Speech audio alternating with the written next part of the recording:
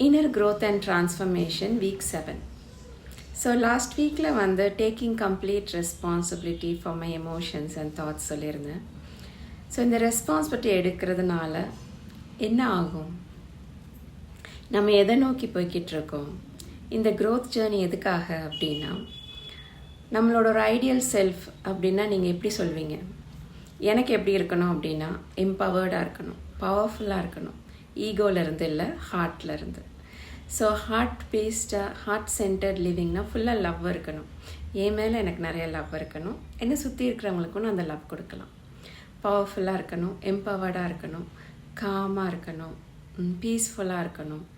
என்னோடய டிசிஷன்ஸில் வந்து நான் நிறைய கிளாரிட்டி வச்சுருக்கணும், கான்ஷியஸாக இருக்கணும். என்னோடய ட்ரூத்தை வந்து எந்த ஃபியரோ கில்ட்டோ இல்லாமல் நான் பேசணும். இந்த மாதிரி என்னோடய லிஸ்ட்டு ஹியூஜாக இருக்கும். ஸோ இதை நோக்கி தான் நான் நடந்து போய்கிட்டு இருக்கேன். அதே பாதையில் தான் நான் உங்களையும் கூட்டிகிட்டு போகிறேன். ஸோ உங்களுக்கும் இதே மாதிரி ஒரு ஐடியல் செல்ஃப் இருக்கணும், ஒரு பவர்ஃபுல் எம்பவர்ட் மதராக இருக்கணும், at the same time humble and கம்போஸ்டாக இருக்கணும், ஒரு ஹாப்பி பீஸ்ஃபுல் லைஃப். இதெல்லாம் தானே வேணும் நமக்கு.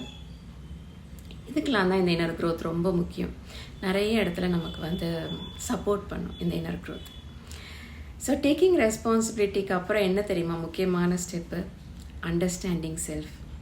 ஏன்னா நம்ம எப்போ நமக்கு நம்ம தாட்ஸ் எமோஷன்ஸை பார்க்க ஆரம்பிக்கோமோ அப்போ தான் நம்மளே புரிஞ்சிக்க ஆரம்பிப்போம். அது ரொம்ப முக்கியம்.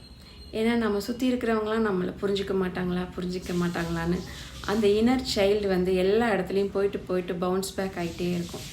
அதுதான் ரொம்ப பெயின்ஃபுல்லாக இருக்கும்.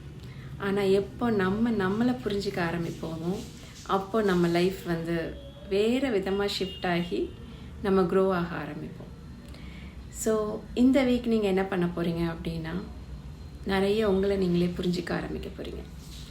உங்களுக்கு கோவம் வரும்போது எனக்கு ஏன் கோவம் வருது, இந்த இடத்துல என்னோடய தாட்ஸ் எமோஷன்ஸ் என்ன போய்கிட்டுருக்கு, எனக்கு ஃப்ரஸ்ட்ரேட் ஆகும் போதோ, கில்ட் வரும்போதோ, ஷேம் வரும்போதோ, எந்த எமோஷனாக இருந்தாலும் பரவாயில்ல, உள்ளே போய் உங்களை நீங்களே அண்டர்ஸ்டாண்ட் பண்ண ஆரம்பிங்க.